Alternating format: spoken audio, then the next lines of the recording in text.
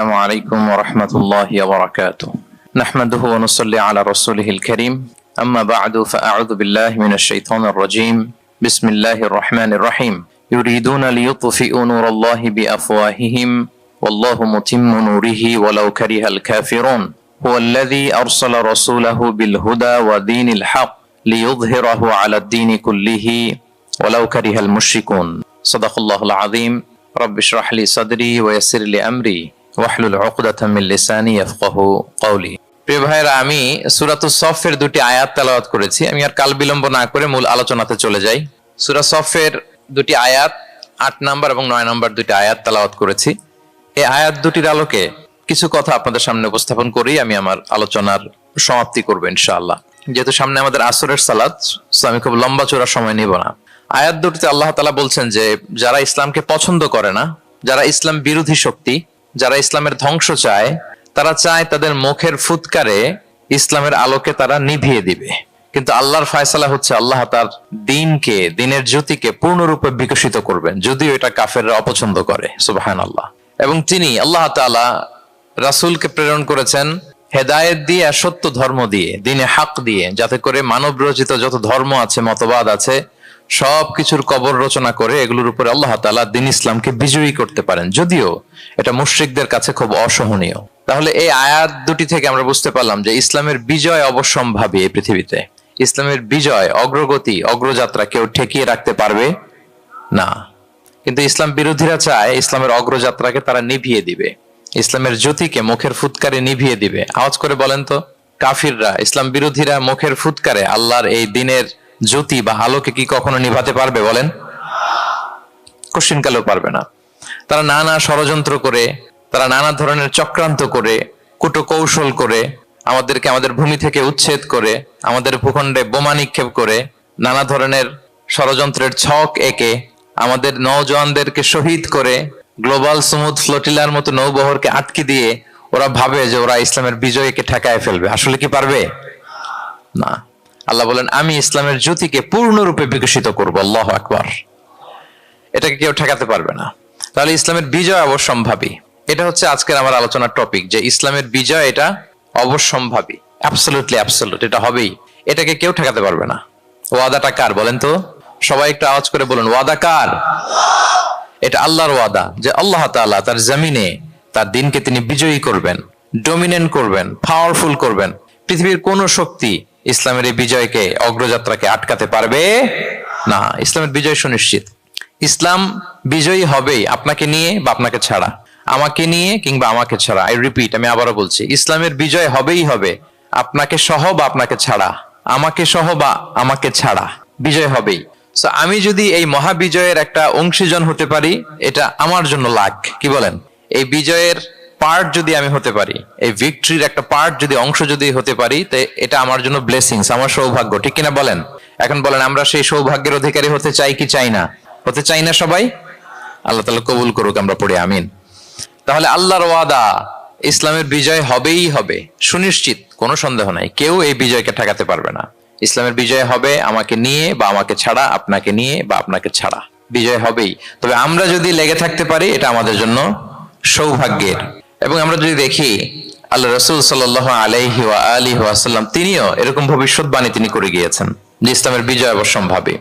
মুসনাদ আহমদ ইবনে হাম্বলের হাদিস, তিনি বলেন, লা ইয়াবলুগান্না হাযাল আমরু মা বালাগাল লাইলু ওয়ান নাহার ওয়া লা ইয়াতরুকুল্লাহু বাইতা ওয়াবার ওয়া লা মাদার ইল্লা আদখালাহুল্লাহু হাযা দ্বীন। এই দ্বীন ইসলাম, এই লা ইলাহা ইল্লাল্লাহর বাণী পৌঁছে যাবে গোটা বিশ্বব্যাপী। যেখানে দিন হয়, রাত হয়, দিন রাত্রির আবর্তন পৃথিবীর যেখানে ঘটে, সেখানেই কালেমার বাণীকে পৌঁছে দিবে কে? এই পৃথিবীতে এমন কোন কাঁচা পাকা ঘর থাকবে না যে এই ঘরে লা ইলাহার বাণী পৌঁছাবে না। সুবহানাল্লাহ। পৃথিবীতে এমন কোন জায়গা থাকবে না, এটা হোক মরুভূমি, হোক জঙ্গল, হতে পারে পাহাড়, হতে পারে কোনো আদিবাসী নৃগোষ্ঠী থাকে, পৃথিবীর এমন কোন জায়গা থাকবে না যেখানে লা ইলাহার বাণী পৌঁছাবে না। পৌঁছে যাবে। সহিহ মুসলিমের আরেক বর্ণনায় আল্লাহ রাসূল সাল্লাল্লাহু আলাইহি ওয়া আলিহি ওয়াসাল্লাম তিনি বলেন, ইন্নাল্লাহা যাওয়ালি আল আরবা ফারাআইতু মাশারিকাহা ওয়া মাগারিবাহা ওয়া ইন্না মুলকা উম্মতি সায়াবলুগু মা যুবিয়া লি মিনহা। তিনি বলেন আল্লাহ তাআলা গোটা বিশ্বটাকে ছোট করে একটা রেপ্লিকা বানিয়ে আমার চোখের সামনে তুলে ধরেছেন। আমি পৃথিবীর প্রাচ্য পাশ্চাত্য সবটুকুন দেখেছি, আর আমি যদ্দূর দেখেছি ঠিক তদ্দূর কালিমার বাণী পৌঁছে যাবে। সুবহানাল্লাহ পড়বেন না? তার মানে গোটা বিশ্বব্যাপী ইসলামের সুমহান বাণীকে পৌঁছে দিবে কে? আল্লাহ পৌঁছে দিবেন। আল্লাহর ওয়াদা আর নবী আলাইহিস সালামের ভবিষ্যৎবাণী। তো ইসলামের এই বিজয়ের অংশী যেন আমরা হতে পারি, আল্লাহ আমাদেরকে তৌফিক দান করুক। আপনি যদি বর্তমান পৃথিবীর দিকে তাকান তাহলে দেখবেন যে ইসলামের বিরুদ্ধে এত ষড়যন্ত্র, এত কনস্পাইরেসি, এত অত্যাচার, অপারেশন, এত কিছুর পরেও ইসলাম হচ্ছে world's fastest growing religion right now. পৃথিবীর সবচাইতে গ্রোয়িং রিলিজিয়ন হচ্ছে ইসলাম, সবচাইতে। আপনি দেখেন, জরিপ চালিয়ে একটু খোঁজ খবর নিয়ে দেখেন, সারা ওয়ার্ল্ডে দ্য ফাস্টেস্ট গ্রোয়িং রিলিজিয়ন হচ্ছে ইসলাম। সবচাইতে বাড়ন্ত যেই ধর্মের ভেতরে মানুষ বানের পানির মতো প্রবেশ করছে, সেই ধর্মটার নাম কি? ইসলাম। মানুষ প্রবেশ করছে বানের পানির মতো। আপনি পশ্চিমা বিশ্বে দেখেন, প্রতি জুমাবারে অনেক অমুসলিম, নন মুসলিম, ইহুদি, খ্রিস্টান, এইথিস্ট, সংশয়বাদী, অ্যান্টাগনিস্ট, তারা এসে শাহাদা বাণী পড়ে মুসলমান হয়ে যাচ্ছে প্রতি জুমাবার। নারী পুরুষ নির্বিশেষে, আস্তিক নাস্তিক নির্বিশেষে প্রতি জুমাবারে তারা এসে শাহাদা পড়ে মুসলমান হয়ে যাচ্ছে। এটা তো মসজিদের খবর। রাস্তাঘাটেও আমাদের পশ্চিমা বিশ্বের দায়ীরা রাস্তার মধ্যেও দাওয়াতি কাজ করে, আলহামদুলিল্লাহ। এটাকে স্ট্রিট দাওয়া বলে। এই যে এরকম টেবিল নিয়ে বসে কোরআনের ট্রান্সলেশন নিয়ে, কিছু ইসলামের সহজ সরল বই নিয়ে তারা নন মুসলিমদের সাথে ইসলাম নিয়ে কথা বলে, আর ওরা খুব ফ্রেন্ডলি মানুষের সাথে মেশে কথা বলে, ফলে ইজিলি তাদেরকে অ্যাপ্রোচ করা যায়।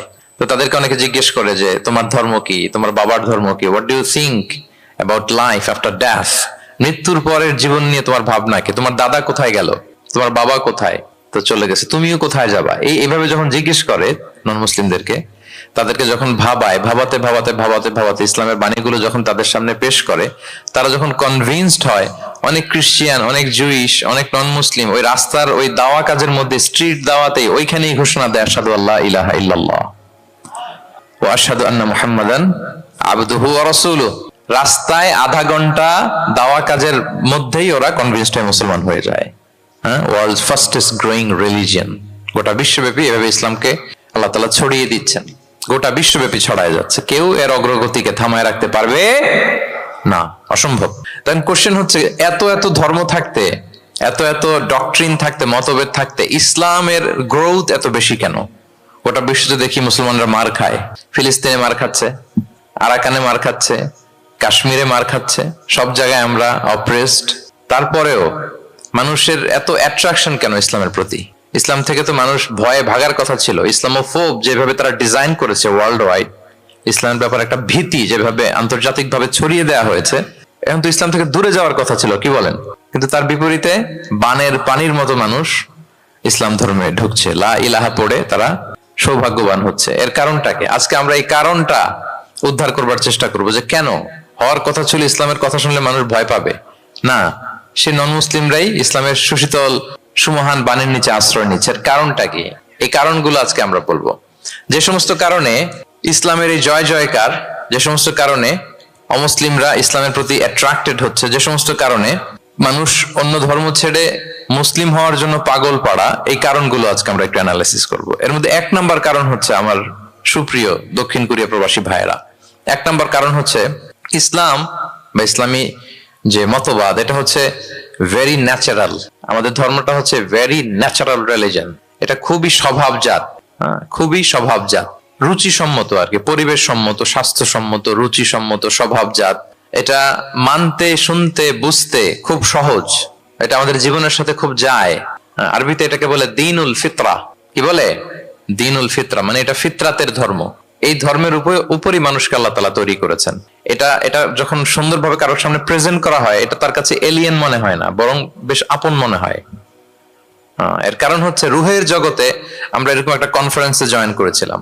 সাইয়েদনা আদম আলাইহিস সালামের পৃষ্ঠদেশ থেকে যারা আমরা বনি আদম হয়ে পৃথিবীতে আসবো, তাদের রুহগুলোকে একত্রিত করে আল্লাহ এরকম একটা কনফারেন্সে কভেনেন্ট করেছিলেন, চুক্তি। তিনি আমাদের জিজ্ঞেস করেছিলেন যে আলাস্তু বিরাব্বিকুম, আমি কি তোমাদের রব নই?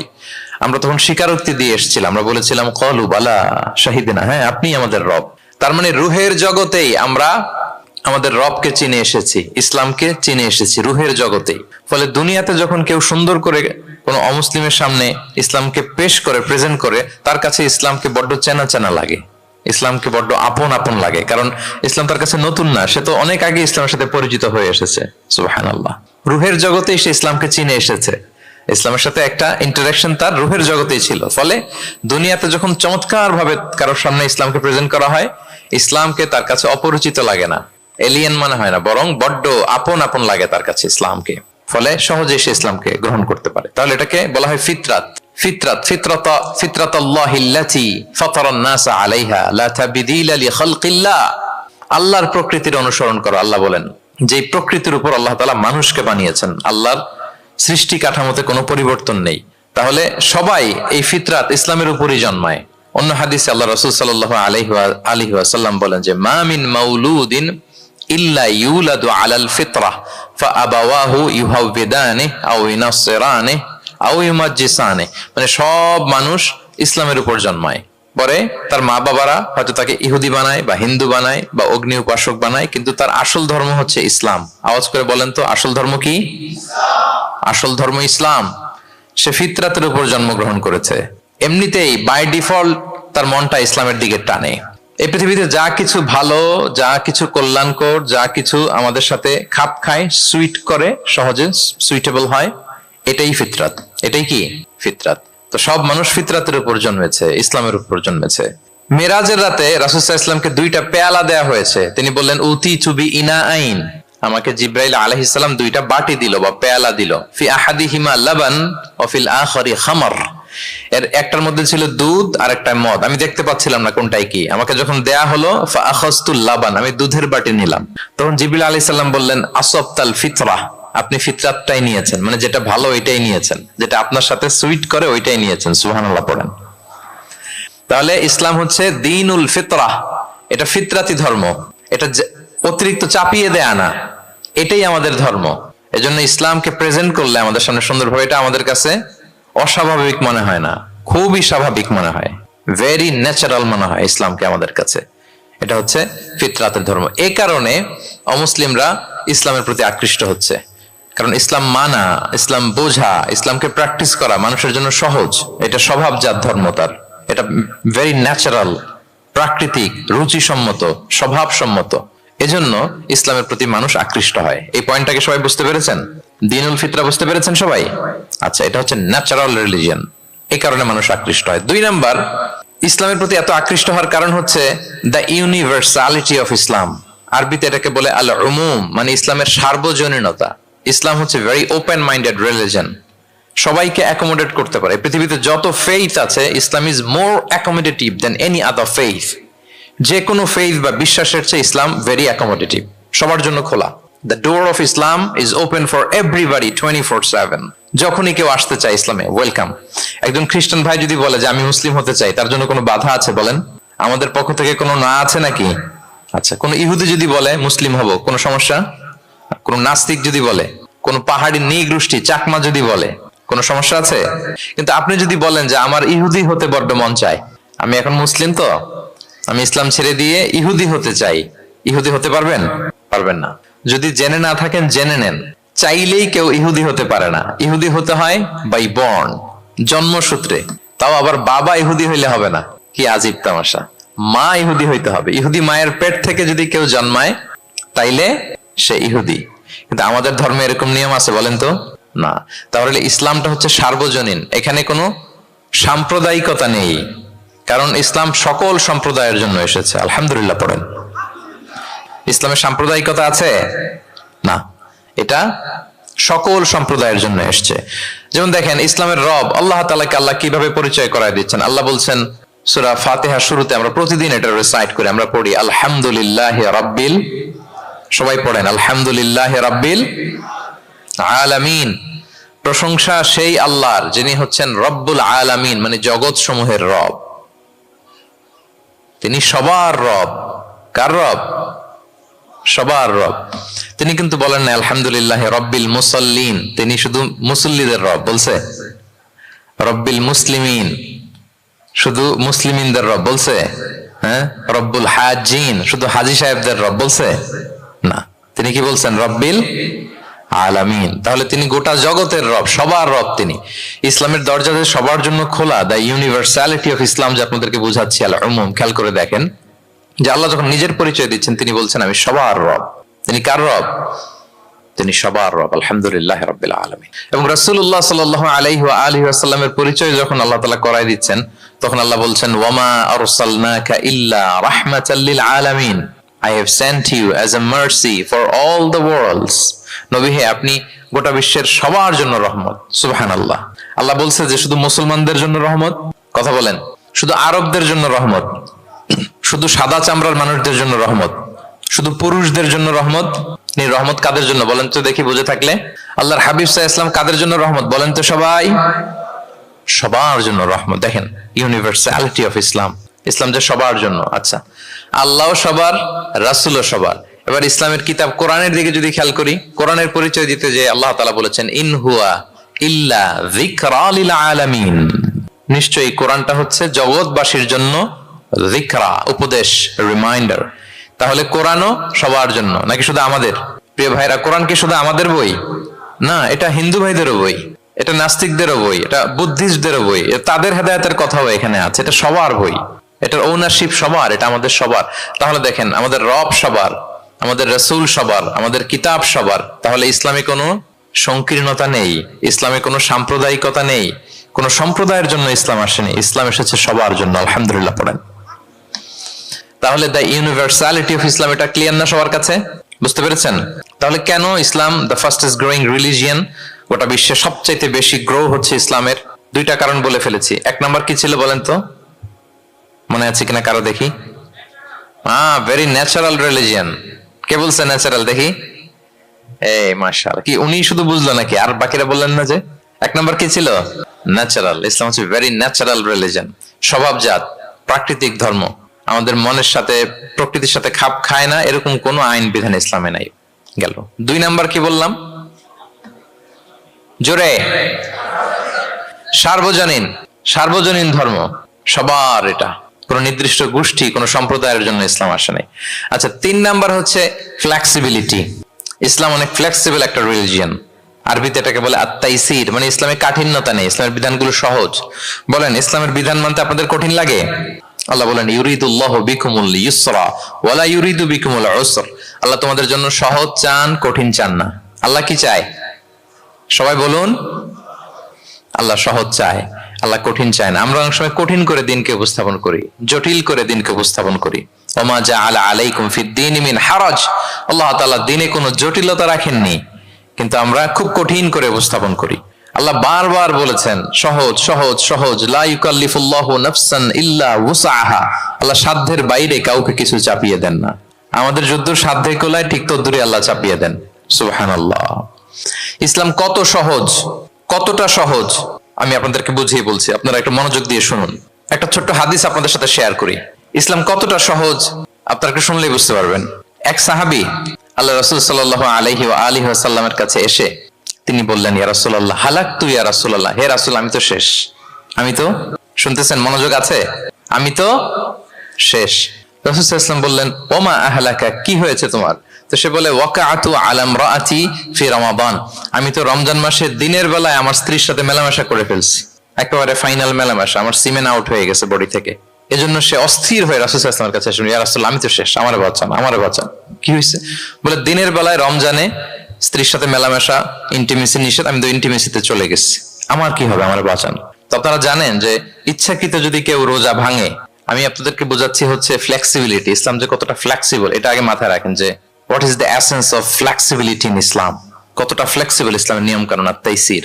ইচ্ছা করে যদি কেউ রোজা ভাঙে, তার বিধান হচ্ছে তার কাজাও করতে হবে, কাফফারাও দিতে হবে। কাজা মানে একটা রোজার জন্য আরেকটা রোজা, আর কাফফারা হচ্ছে হয় তাকে একটা দাস আজাদ করতে হবে, অথবা তাকে 60টা রোজা রাখতে হবে টানা, অথবা 60 জন মিসকিনকে খাওয়াতে হবে। তো সে যখন এসে বললো, ইয়া রাসূলুল্লাহ আমাকে বাঁচান, কি করবো আমি? রাসূল সাল্লাল্লাহু আলাইহি ওয়াসাল্লাম বলেন, আচ্ছা ঠিক আছে, তুমি এই কাজ করে ফেলছো, তোমার তো পেনাল্টি হয়েছে। তো পেনাল্টি কি? তো বলে যে, রাসূল সাল্লাল্লাহু আলাইহি ওয়াসাল্লাম বলেন যে তুমি একটা দাস আজাদ করে দাও। বলে, ইয়া রাসূলুল্লাহ এই সক্ষমতা আমার নাই, আমি দাস আজাদ করবো কোত্থেকে?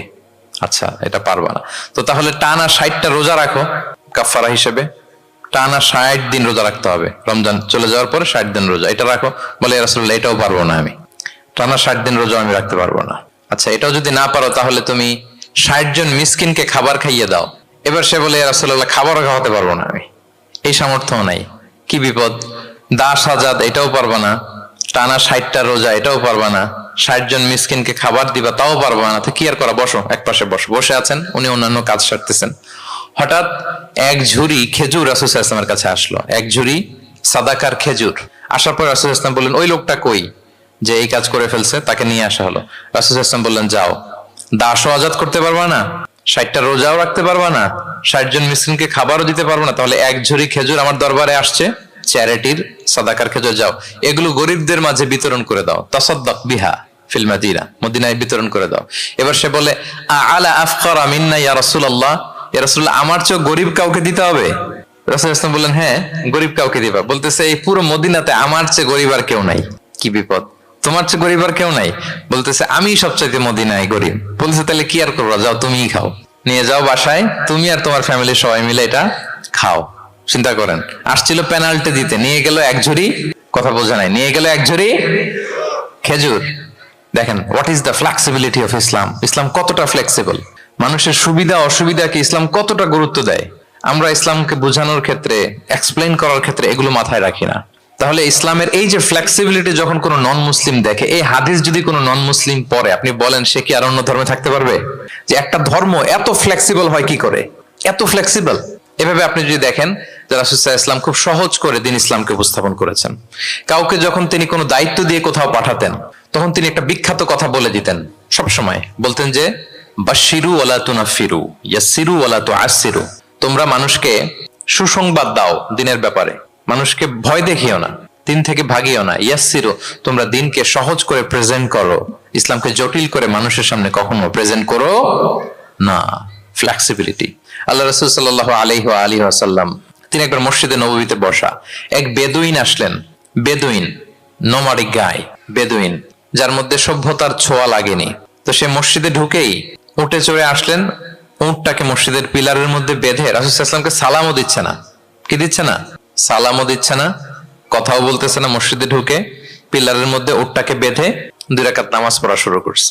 2 রাকাত নামাজের পরে দোয়া করতেছে। কি দোয়া জানেন? দোয়ায় বলতেছে, আল্লাহুম্মা আরহামনি ওয়া মুহাম্মাদা ওয়া লা তারহাম মা'আনা আহাদা। মানে আল্লাহ, তুমি শুধু আমাকে রহম করো আর মুহাম্মদ সাল্লাল্লাহু আলাইহি ওয়াসাল্লামকে রহম করো, আমাদের দুইজনের সাথে আর কাউরে তুমি রহম করো না। বেদুইন হলে যা হয়, তার যে এটিকেটস অফ দোয়া, দোয়ার যে আদব, অন্যের জন্য দোয়া করলে যে নিজের লাভ, এটা ভুলে গেছে। আপনারা এটা জানেন তো যে অন্যের জন্য দোয়া করলে লাভ? জানেন? আপনি যদি এক ভাইয়ের জন্য দোয়া করেন যে আল্লাহ সে অসুস্থ, তুমি তাকে সুস্থ করে দাও, ফেরেশতারা বলতে থাকে, আল্লাহ যিনি এই দোয়াটা করলেন তার কোনো অসুস্থতা থাকলে আগে তুমি তাকে সুস্থ করে দাও। ধরেন যে আপনার এক ভাই দারিদ্রের কষাঘাতে জর্জরিত, টাকা পয়সা না, আপনি দোয়া করলেন যে আল্লাহ আমার ভাইটা আর্থিক সমস্যায় আছে, তার আর্থিক সমস্যা দূর করে দাও। ফেরেশতারা দোয়া করে, আল্লাহ যিনি দোয়া করলো তার যদি আর্থিক সমস্যা থাকে তুমি আগে তার আর্থিক সমস্যা দূর করে দাও। সুবহানাল্লাহ, সুবহানাল্লাহ বিহামদি। তো এক লোক এই হাদিসের ফজিলত শুনে ইফতারির পূর্ব মুহূর্তে, যেহেতু দোয়া কবুল হয়, তার ওয়াইফ ইফতারি তৈরি করতেছে, এই হাদিসের ফজিলত শুনে এক লোক তার বন্ধুর জন্য দোয়া করতেছে যে আল্লাহ আমার বন্ধুটার তো এখনো বিয়ে হয় নাই, তুমি সুন্দরী রূপবতী একটা স্ত্রীর ব্যবস্থা করে দাও আল্লাহ আমার বন্ধুর। এই দোয়া শুনে তার স্ত্রী তো রেগে মেগে আগুন, সেই ইফতারি রেখে দিয়ে এসে বলে, এই এত বড় সাহস, কি দোয়া করো এসব উল্টা পাল্টা?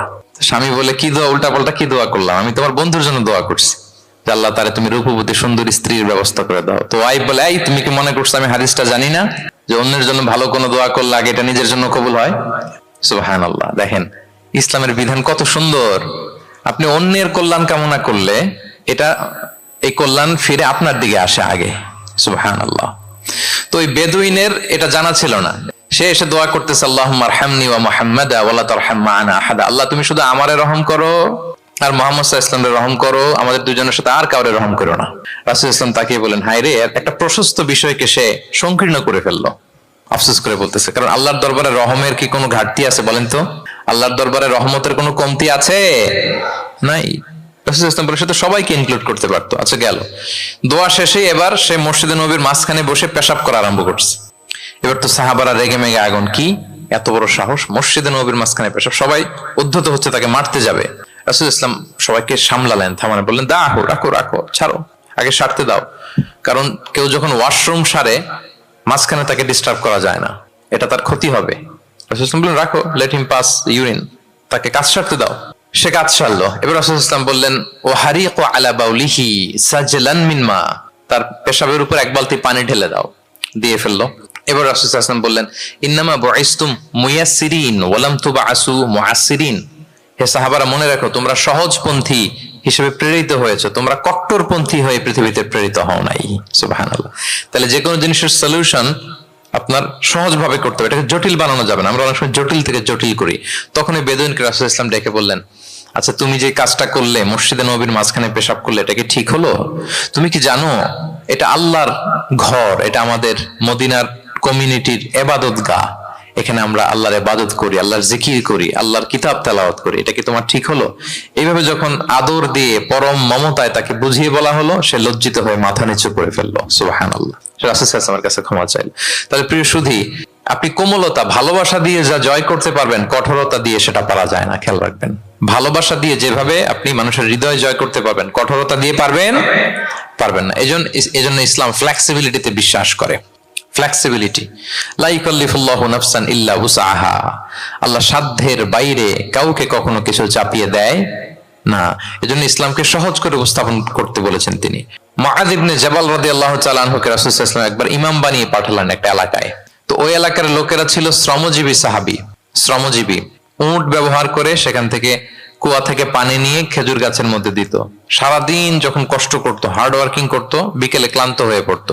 তো উনি মাগরিবের নামাজে সূরা বাকারা দিয়ে একবার তেলাওয়াত শুরু করলেন। সূরা বাকারা কোরআনের সবচাইতে ছোট সূরা নাকি সবচাইতে বড়? তো উনি যখন বাকারা দিয়ে নামাজ শুরু করলেন, এক শ্রমজীবী সাহাবী এসে আর কন্টিনিউ করতে পারছেন না, এত লম্বা কেরাত কিভাবে পারবেন, তো ক্লান্ত, শ্রান্ত, পরিশ্রান্ত। উনি রেগে নামাজ ছেড়ে দিয়ে একা একা নামাজ পড়ে রাসূল সাল্লাল্লাহু আলাইহি ওয়াসাল্লামের কাছে যে অভিযোগ করলেন, নালিশ করলেন। বললেন, ইয়া রাসূলুল্লাহ, দেখেন এমন একজনকে ইমাম করে আমাদের এলাকায় অ্যাসাইন করেছেন, উনি মাগরিবের নামাজে পড়তেছেন সূরা বাকারা, আর আমরা সবাই শ্রমজীবী, কৃষিজীবী মানুষ। রাসূল সাল্লাল্লাহু আলাইহি ওয়াসাল্লাম রেগে গেলেন। মুআয ইবনে জাবালকে ডেকে বললেন, মুআয আফাতানুন আনতা ইয়া মুআয, তুমি কি ফিতনা ছড়াচ্ছ সমাজে? তোমাকে পাঠিয়েছি কমিউনিটির ইউনিটি ধরে রাখার জন্য। আফাতানুন আনতা ইয়া মুআয, হে মুআয, তুমি কি সাব্বিহ ইসমা রাব্বিকাল আ'লা এই সূরা পারো না? ওয়াশ-শামসি ওয়া দুহাহা এই সূরাটা পারো না? ওয়াদ-দুহা ওয়াল-লাইলি ইযা সাজা এটা মুখস্থ নাই? তো এই ছোট ছোট সূরাগুলো থাকতে তুমি বাকারা দিয়ে পড়তে গেলা কেন? সুবহানাল্লাহ, সুবহানাল্লাহ, আল্লাহু আকবার। দেখেন ইসলাম কতটা ফ্লেক্সিবিলিটিতে বিশ্বাসী। সহজ করে ইসলাম সবকিছু উপস্থাপন করে। এজন্য নন মুসলিমরা যখন দেখে যে ইসলামের মধ্যে এরকম ফ্লেক্সিবিলিটি আছে, তারা ইসলামের প্রতি আকৃষ্ট হয়। আলহামদুলিল্লাহ। আচ্ছা বলেন তো, বিয়েতে মোহরানা দেয়া কি? সবাই বলুন। একজন বলছে ফরজ। সবাই বলুন, বিয়েতে মোহরানা দেয়া কি? ওয়া আতুন নিসা সাদাকাতিহিন্না নিহলা, সানন্দ চিত্তে স্বামীদেরকে আল্লাহ বলছেন, তোমরা তোমাদের মোহরানা ডৌরি দিয়ে দাও, দিতেই হবে। অনেক এটা দেয় না, ঠিক না, দিয়ে দিতে হবে। তো দেয়া ফরজ। মোহরানা দেওয়ার মতো অর্থ এক সাহাবীর নাই। এক সাহাবী বলেন, ইয়া রাসূলুল্লাহ, বিয়ে করব, মোহরানা আছে? নাই। তো না থাকলে কি বিয়ে করবা কি করে? এখন যাকে পছন্দ করছে ওই নারীকে জিজ্ঞেস করতেছে, তুমি কি কোরআন পারো? মেয়ে বলে, না, আমি তো কোরআন পারি না। তো যে সাহাবী বিয়ে করবেন ওনাকে বলেন, তুমি কোরআন পারো? হ্যাঁ, আমি তো অনেকগুলো সূরা পারি। তখন রাসূল সাল্লাল্লাহু আলাইহি ওয়াসাল্লাম ওই কন্যাকে, মেয়েকে ডেকে বলল যে, তুমি তো সূরা পারো না, তোমার হবু হাজবেন্ড অনেকগুলো কোরআনের সূরা পারে, তো তোমাকে তোমার স্বামী প্রতিদিন কিছু না কিছু সূরা মুখস্থ করাই দিবে, এটাই হয়ে যাবে তোমার বিয়ের মোহর। তাহলে বলেন তো, সহজ না কঠিন? ওযু করে নামাজ পড়া কি? সবাই বলুন, ফরজ। কিন্তু ধরেন ওযুর পানি নাই, তখন তায়াম্মুম করে পড়লেও কবুল করবে কে? আল কিয়াম ফিস সালাত, দাঁড়িয়ে নামাজ পড়া কি? ফরজ। দাঁড়াতে পারছেন না, বসে বসে পড়লে কবুল করবে কে? বসতেও পারেন না, শুয়ে পড়লেও কবুল করবে কে? তাহলে বলেন তো, ইসলামের বিধান কি কঠিন না সহজ? ফ্লেক্সিবিলিটি আর তাইসির। ইসলামের এই ফিচারটার কারণে, এই বৈশিষ্ট্যের কারণে অমুসলিমরা ইসলামের প্রতি আকৃষ্ট হয়, যে ইসলামের বিধানগুলো এত ফ্লেক্সিবল। এটা হচ্ছে মূল বিধান, না হইলে এটা, না হলে অপশন, না হলে এই অপশন। মানে সমাজের সাথে খাপ খাইয়ে নেয়ার মতো, সহজে মানুষ এটাকে এক্সিকিউট করার মতো সব বিধান আল্লাহ তাআলা রেখে দিয়েছেন। সুবহানাল্লাহ। তাহলে এই বিষয়গুলোর কারণে মুসলিমরা ইসলামের প্রতি আকৃষ্ট হয়। দ্য ফাস্টেস্ট গ্রোয়িং রিলিজিয়ন, মূল যে টপিক, মনে আছে তো আপনাদের? তাহলে 3টা কারণ অলরেডি বলে ফেলেছি, আরো 2টা বলবো, বলে শেষ করে দিব। এর মধ্যে প্রথমটা কি ছিল? ইসলাম ধর্মটা কেমন? ন্যাচারাল, ভেরি ন্যাচারাল রিলিজিয়ন, দীনুল ফিতরা। 2 নম্বরে সার্বজনীন, দ্য ইউনিভার্সালিটি অফ ইসলাম, আল উমুম, এটা সবার জন্য এই ধর্মটা। 3 নম্বরে কি বললাম? ফ্লেক্সিবিলিটি, ইসলাম খুব ফ্লেক্সিবল। এটা সহজে মানা যায়, সহজে এটাকে পালন করা যায়, এজন্য অমুসলিমরা আকৃষ্ট হয়। 4 নাম্বার হচ্ছে ব্যালেন্সড অ্যাপ্রোচ অফ ইসলাম। ইসলামের বিধানগুলো খুবই ব্যালেন্সড, ভারসাম্যপূর্ণ আর কি। এর মধ্যে পরিমিতি বোধ আছে, ভারসাম্য বোধ আছে, এটা ব্যালেন্সড। এই কারণে ইসলামের প্রতি মানুষ আকৃষ্ট হয়। এখানে বাড়াবাড়িও নাই, ছাড়াছাড়িও নাই, মাঝামাঝি। বাড়াবাড়িও নাই, ছাড়াছাড়িও নাই। আমার সাথে সাথে বলেন, কি নাই? বাড়াবাড়িও নাই, আর কি নাই? ছাড়াছাড়িও নাই, বরং মাঝামাঝি, ব্যালেন্সড অ্যাপ্রোচ। ইসলামের সবকিছু দেখবেন ব্যালেন্সড। وكذلك جعلناكم أمة وسطا لتكونوا شهداء على الناس ويكون الرسول عليكم شهيدا। অনুরূপভাবে আমি তোমাদেরকে ব্যালেন্স জাতি বা মধ্যমপন্থী জাতি হিসেবে তোমাদেরকে পৃথিবীতে প্রেরণ করেছি, যাতে করে তোমরা অন্য জাতির উপর সাক্ষী হতে পারো, আর নবী হতে পারেন তোমাদের উপর সাক্ষী। তাহলে আমাদের ধর্মটা খুবই ভারসাম্যপূর্ণ, খুবই কি ভারসাম্যপূর্ণ, বাড়াবাড়িও নাই, ছাড়াছাড়িও নাই। দেখেন, বিশ্বাসীদের বৈশিষ্ট্যের কথা বলতে যে আল্লাহ তাআলা বলছেন, ওয়াল্লাযীনা ইযা আনফাকু লাম ইউসরিফু ওয়া লাম ইয়াকতুরু ওয়া কানা বাইনা যালিকা কাওয়ামা। বিশ্বাসীরা যখন দান করে, দানের ক্ষেত্রে তারা কৃপণতাও করে না, আবার অপচয়ও করে না, বরং মাঝামাঝি দান করে। বরং কি মাঝামাঝি দান। রাসূলুল্লাহ সাল্লাল্লাহু আলাইহি ওয়াসাল্লামের একটা অভ্যেস ছিল, তার কাছে কেউ কিছু চাইলে উনি না বলতে পারতেন না। কি বলতে পারতেন না? সবাই বলুন, রাসূলুল্লাহ সাল্লাল্লাহু আলাইহি ওয়াসাল্লাম কি বলতে পারতেন না? না। কেউ কিছু চাইবে আর উনি না বলবেন, এই না ওনার ডিকশনারিতে নাই, না বলতে জানতেন না। তো একবার রাসূল সাল্লাল্লাহু আলাইহি ওয়াসাল্লামের মাত্র জামা, কয়টা জামা? একটা। তো এক ফরিয়া দিয়ে এসে রাসূল সাল্লাল্লাহু আলাইহি ওয়াসাল্লামকে বললেন, ইয়া রাসূলুল্লাহ, আমাকে একটা জামা দিন, আমি বস্ত্রহীন। তো রহমতের নবী কি আর করবেন, যেহেতু না বলতে জানেন না, কাউকে ফিরিয়ে দিতে জানেন না, নিজের জামাটাই খুলে দিয়ে দিলেন। সুবহানাল্লাহ। এখন ওনার গায়ে তো জামা নাই, আছে? উনি জামাহীন অবস্থায় ঘরে বসে আছেন। আল্লাহ তাআলা আয়াত নাযিল করলেন, ওয়াল্লাযীনা ইযা আনফাকু লাম ইউসরিফু ওয়া লাম ইয়াকতুরু ওয়া কানা বাইনা যালিকা কাওয়ামা। বিশ্বাসীরা যখন দান করে, তারা কৃপণতাও করে না, আবার বাড়াবাড়িও করে না, মাঝামাঝি থাকে, মধ্যম পন্থা। মানে বুঝাতে চাইলেন, আল্লাহ তাআলা এই কথা দিয়ে বুঝাতে চাইলেন, নবী হে, জামা যদি দুটো থাকতো তাহলে না হয় একটা দিতেন, দুটো যদি থাকতো একটা দিতেন। এখন ছিল কয়টা? তো এটাই যখন দিয়ে দিয়েছেন, এখন আপনি পড়বেন কি? সুবহানাল্লাহ বিহামদি। ভারসাম্য শিখালেন আল্লাহ। তাহলে ইসলাম হচ্ছে ভারসাম্যের ধর্ম, ব্যালেন্সড রিলিজিয়ান, বাড়াবাড়িও নাই, ছাড়াছাড়িও নাই। সাহাবাদের মনের মধ্যে একবার কৌতূহল জাগলো যে রাসূল সাল্লাল্লাহু আলাইহি ওয়াসাল্লাম রাত্রিবেলা কি আমল করে, দিনের বেলা কি আমল করে, ওনার ব্যক্তিগত আমলগুলো কেমন, একটু দেখে আসি। তো ওনার খোঁজ লাগালেন। খোঁজ লাগিয়ে যা পেলেন, তাদের খুব একটা মনোপুত হলো না। ওনারা ভাবলেন যে রাসূল সাল্লাল্লাহু আলাইহি ওয়াসাল্লাম হয়তো আরো বেশি আমল করেন, কিন্তু ওনাদের কাছে মনে হলো যে কিছুটা বোধহয় কমই হয়ে যাচ্ছে। তো একজন বলল, আরে রাসূল সাল্লাল্লাহু আলাইহি ওয়াসাল্লামের তো আগের পরের সব গুনাহ মাফ, গফিরা লাহু মা তাকাদ্দামা মিন যামবিহি ওয়া মা তাআখার। ওনার তো কোনো গুনাহই নাই, এই আমল ওনার জন্য ঠিক আছে, আমাদের জন্য ঠিক না, আমাদের আরো বাড়াই করতে হবে। তো কি করা যায়? এই চিন্তা থেকে এরা একজন বলে যে তাইলে একটা কাজ করি, আমি আর এখন থেকে রাতে ঘুমাবো না, সারা রাত তাহাজ্জুদ করবো। সারা রাত কি করবো? আচ্ছা। আরেকজন বলে, তাহলে আমি কালকে থেকে যে নফল রোজা রাখা শুরু করব, জীবনেও মরার আগের দিন পর্যন্ত রোজা ভাঙবো না, খালি রোজা চলতেই থাকবে। দুইজন তো দুইটা নিয়ে নিছে। আরেকজন কি করবে? আরেকজন বলে, তোরা যা করছস, আমি এক কাজ করি, আমি আর আমার স্ত্রীর কাছেই যাব না, সন্ন্যাসী হয়ে গেলাম, আর বউদের কাছে যাব না, সন্ন্যাসী জীবন, খালি আল্লাহ বিল্লাহ, ইবাদত, জিকির, আজকার, দোয়া, দরুদ পড়তে পড়তে জীবন শেষ করে দেব। তিনজন তিনটা নিয়ে নিল। এই কথা যখন রাসূলুল্লাহ সাল্লাল্লাহু আলাইহি ওয়াসাল্লাম তিনি শুনলেন, তিনি অপছন্দ করলেন। তিনি বললেন, মা বালু আকওয়ামিন ইয়াকুলুনা কাযা ওয়া কাযা। তোমাদের কি হলো? ডাকলেন, সমাবেশ করে বলেন, এই নাম ধরে বলতেন না। তিনি কিভাবে মানুষকে কারেক্ট করতেন দেখেন, সংশোধন করতেন। এই তুমি নাকি এটা বলছো, দাঁড়াও আব্দুল্লাহ, এই আব্দুর রহমান তুমি দাঁড়াও, এই আব্দুল করিম, তিনজনেই তিন খারাপ কাজ করছো। এইভাবে সংশোধন করতেন না, কারণ নাম ধরে দাঁড় করালে তারা তো অন্যদের সামনে অপদস্থ হবে। কি বলেন, ঠিক কিনা? নাম না ধরে তাদের কাজ নিয়ে বললেন যে, মা বালু আকওয়ামিন ইয়াফআলুনা কাযা ওয়া কাযা, মা বালু আকওয়ামিন ইয়াকুলুনা কাযা ওয়া কাযা। আচ্ছা, তোমাদের মধ্যে কয়েকজন নাকি এই কাজের ঘোষণা দিছো, তোমাদের মধ্যে কয়েকজন। তাহলে যেই তিনজন দিছে এরা তো বুঝে ফেলছে যেগুলো আমাদের কি বলতেছে, ঠিক কিনা বলেন? আর বাকিরাও সতর্ক হয়ে গেল। এবার রাসূল সাল্লাল্লাহু আলাইহি ওয়াসাল্লাম বললেন, না, তোমাদের এই কাজটা ঠিক হয়নি। ইন্নী লা আখশাকুম লিল্লাহি ওয়া আতকাকুম লাহু। তোমাদের মধ্যে আমি নবী সবচেয়ে বেশি আল্লাহকে ভয় করি, আমি সবচেয়ে বড় মুত্তাকি। কই, আমি তো রাতে ঘুমাই, আবার তাহাজ্জুদ পড়ি, কিছু সময় ঘুমাই, কিছু সময় তাহাজ্জুদ পড়ি। এই ভারসাম্য রেখে জীবন চালাতে আমার তো তাকওয়ার কোনো ক্ষতি হয় না। আমি তো স্ত্রীদের সাথে মিশি, আমার তো কোনো সমস্যা হয় না। আমি মাঝে মাঝে নফল রোজা রাখি, সোম বৃহস্পতি, বাকি দিনগুলোতে দিনের বেলা আমি খাই, কই এই ভারসাম্যপূর্ণ জীবন আচরণে আমি নবী হয়ে তো আমার কোনো সমস্যা হয় না, তোমাদের তো সমস্যা কোথায়? সুবহানাল্লাহ। তাহলে রাসূল সাল্লাল্লাহু আলাইহি ওয়াসাল্লামের চাইতে যদি কেউ বড় মুত্তাকি হতে চায়, হতে পারবে বলেন তো? না। সেই নবী রাতে কখনো নির্ঘুম থাকতেন না, only accept the last 10 days of Ramadan. রমাদানের শেষ 10 রাতে রাসূল সাল্লাল্লাহু আলাইহি ওয়াসাল্লাম ঘুমাতেন না। আর সারা বছরের রুটিন হচ্ছে এশার পরেই ঘুম দিয়ে এরপর রাসূল সাল্লাল্লাহু আলাইহি ওয়াসাল্লাম শেষ রাতে তাহাজ্জুদ পড়তেন, মানে ঘুমোতেন আবার নামাজ পড়তেন, ব্যালেন্সড। ইবাদত করতেন, স্ত্রীদের সাথেও মিশতেন, মাঝে মাঝে রোজা রাখতেন, আবার মাঝে মাঝে না রেখে খাবার খেতেন দিনের বেলা। সুবহানাল্লাহ। তাহলে এটাকে বলে the balanced approach of Islam, আরবিতে বলে আল ওয়াসাতিয়াতু ওয়াল ইতিদাল, মানে মধ্যমপন্থী থাকা, ভারসাম্যপূর্ণ থাকা।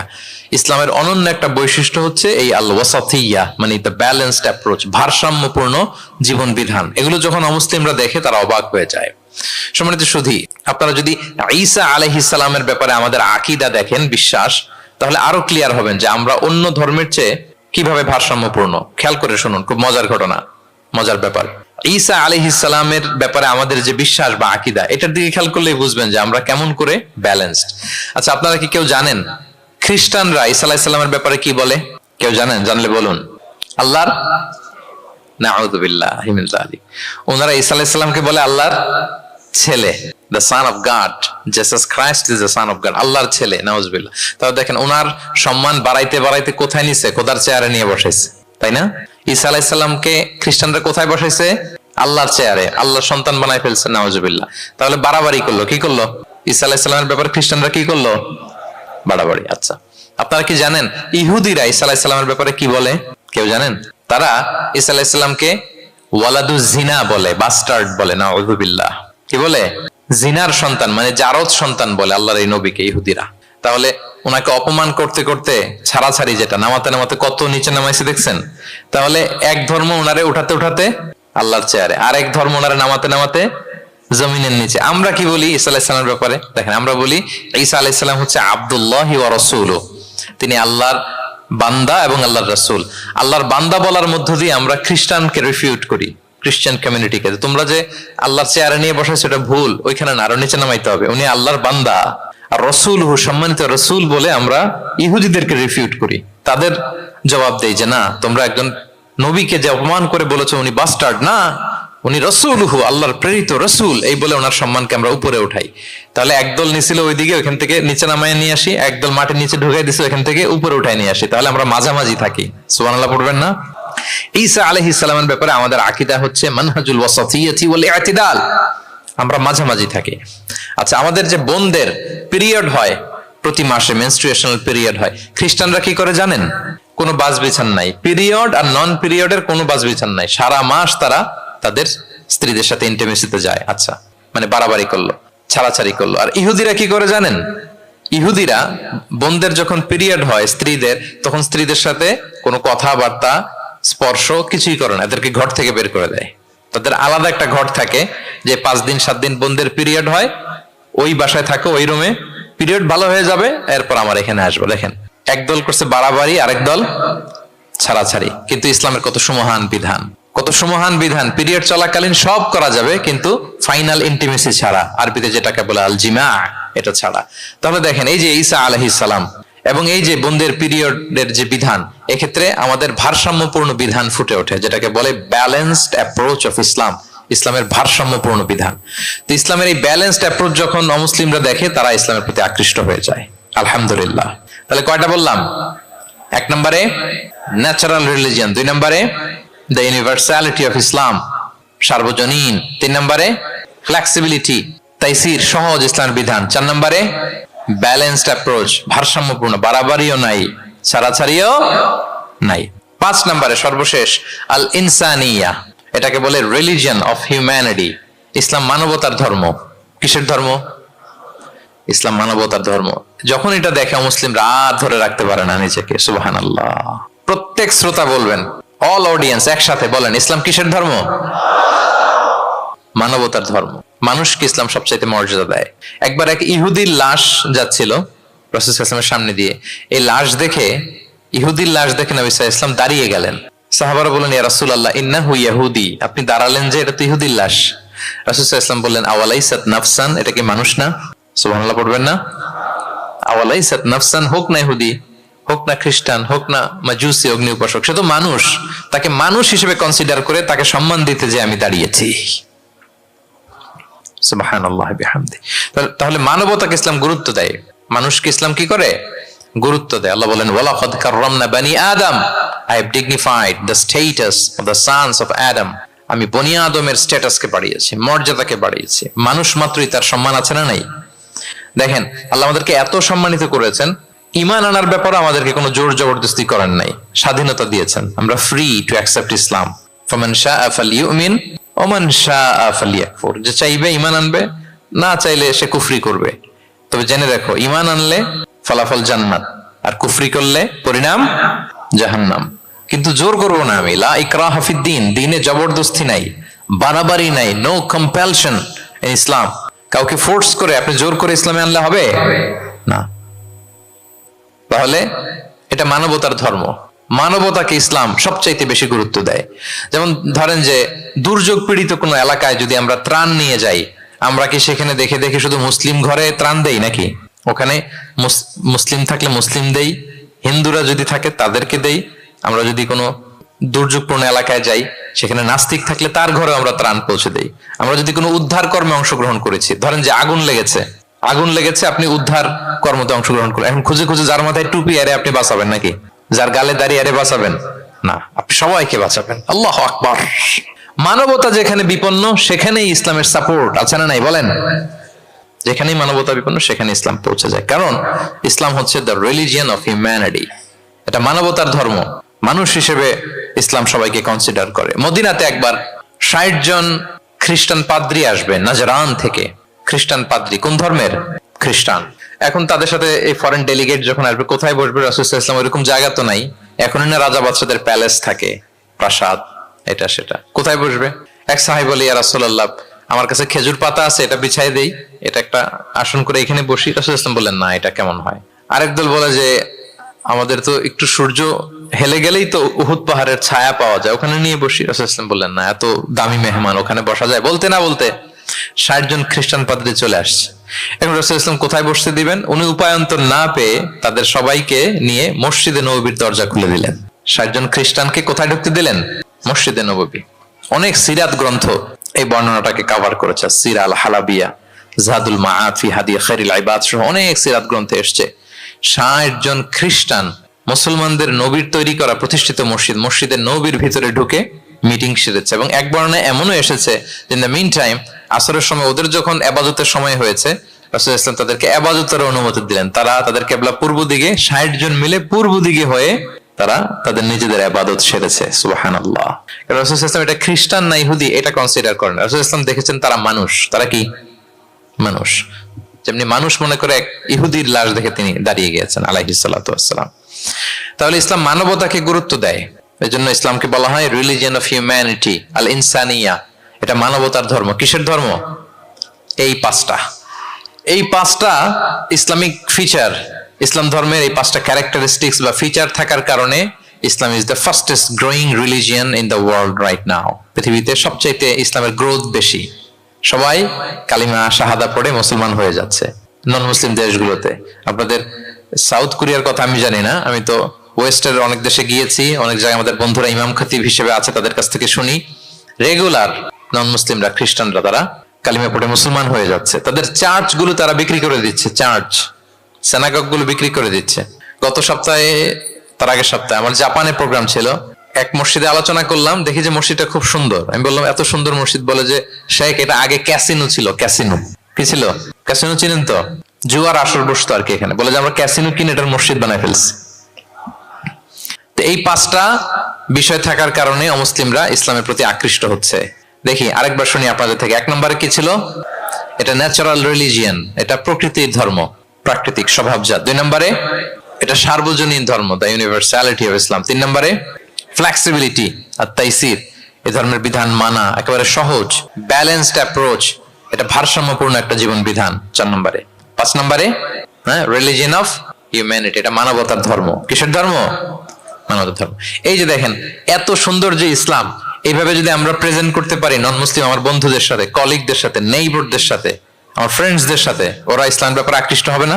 বলেন। ধর্মে যদি নাও আসে, ইসলামের ব্যাপারে একটা পজিটিভ আউটলুক তো তার থাকবে, কি বলেন? তো এইভাবে ইসলামকে প্রেজেন্ট করার দরকার আছে না নাই? অ্যাট্রাকটিভ প্রেজেন্টেশনের অভাবে আমরা ইসলামের কথাকে তুলে ধরতে পারি না।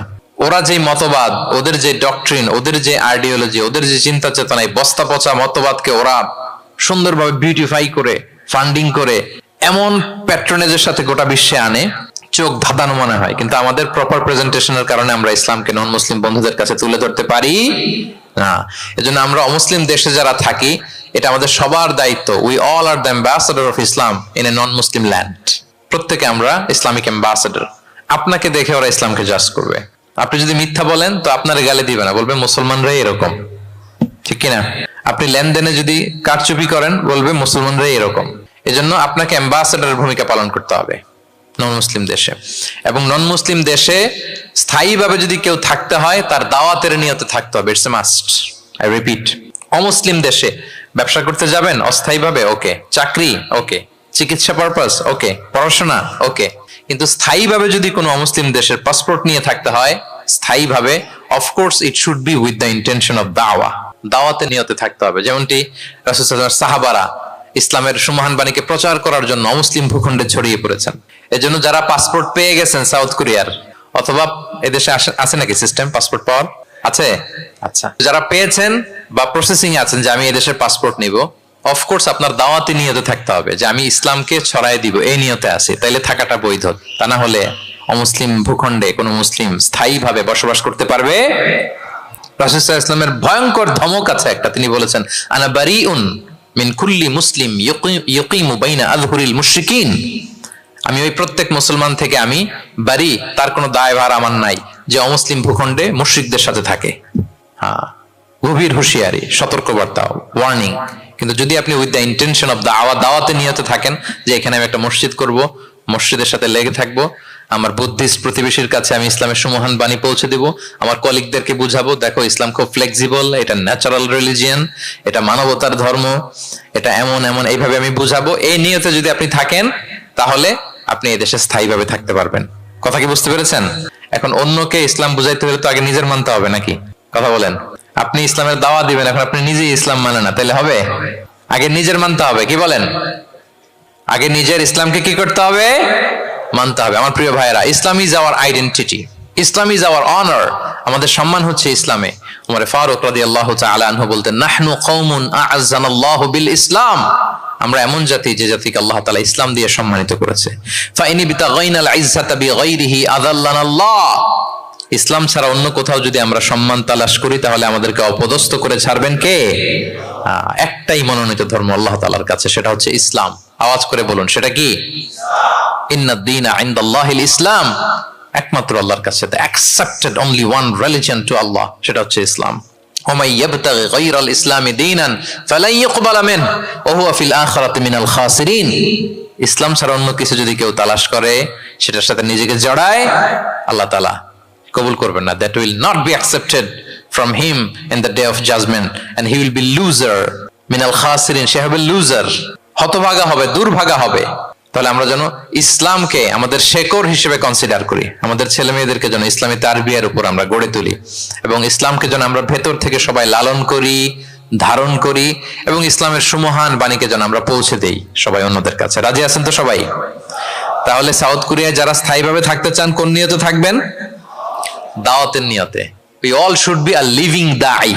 আমরা লিভিং দাঈ হয়ে থাকবো। আমাদেরকে দেখলে, আমার চলনে বলনে কথনে, আমার ডিলিংস দেখেই জানবো এই এত ভালো মানুষ, আরে এটাই তো সুন্দর, এটাই তো ইসলাম। আম্মাজান আয়েশাকে জিজ্ঞেস করা হলো যে আম্মাজান কাইফা কানা খুলুক রাসূলিল্লাহ, নবী সাল্লাল্লাহু আলাইহি ওয়াসাল্লামের ক্যারেক্টার কেমন ছিল? তিনি বলতেন যে ইনদামা রাসূল সাল্লাল্লাহু আলাইহি ওয়াসাল্লাম ইয়ামশি আলাল আরদ কাআন্নাল কুরআনা ইয়ামশি আলাইহি। যখন রাসূল সাল্লাল্লাহু আলাইহি ওয়াসাল্লাম রাস্তা দিয়ে হেঁটে যেতেন, as if a living Quran is walking on the street, মনে হতো একটা জীবন্ত কোরআন রাস্তা দিয়ে হেঁটে যাচ্ছে। তা আপনাকে দেখলেও যেন মানুষ মনে করে এটা একটা জীবন্ত ইসলাম। আপনার চলা ফেরায়, আচরণে, কাজে, লেনদেনে মনে করে যেন সেই ইসলামের একটা আইকন। কি এভাবে থাকা যাবে তো ইনশাআল্লাহ? ইসলামকে আমাদের জীবনে, পরিবারের, সমাজে আমরা পরিপূর্ণভাবে মানতে রাজি আছি তো? ছেলে মেয়েদেরকে ইসলামের উপর অটুট রাখতে সবাই রাজি আছি? আল্লাহ তাআলা আমাদের সবাইকে কথাগুলো বোঝার, আমল করার তৌফিক দান করুক। ইসলামের এই বিজয়ে যেন আমরাও শামিল হতে পারি। কোন অমুসলিমের, নন মুসলিমের ষড়যন্ত্রকারীদের রক্তচক্ষু ইসলামের অগ্রযাত্রাকে ঠেকায় রাখতে পারবে না। আল্লাহ তার দিনের জ্যোতিকে পূর্ণরূপে বিকশিত করবেন এবং দিনের বিজয়ের এই মহা সমারোহে আমরা যেন অংশীজন হতে পারি। আল্লাহ তাআলা আমাদের সবাইকে কথাগুলো বোঝার ও আমল করার তৌফিক দান করুক। হাযা মা ইনদি ওয়াল ইলমু ইনদাল্লাহি আলাইহি তাওয়াক্কালতু ওয়া ইলাইহি উনীব। দীর্ঘ প্রায় 1 ঘন্টা খুব মনোযোগ দিয়ে আপনারা এই টপিকের উপর আলোচনা শুনলেন। আপনাদের সবাইকে আবারও ধন্যবাদ জানাই। আজকের প্রোগ্রামের অর্গানাইজিং কমিটি যারা আছে তাদেরকে অন্তরের অন্তঃস্থল থেকে শুভেচ্ছা জানিয়ে ভবিষ্যতে আবারও হয়তো আপনাদের সাথে কোথাও দেখা হয়ে যাবে সেই প্রত্যাশা রেখে এখানেই শেষ করছি। আসসালামু আলাইকুম ওয়া রাহমাতুল্লাহি ওয়া বারাকাতুহু।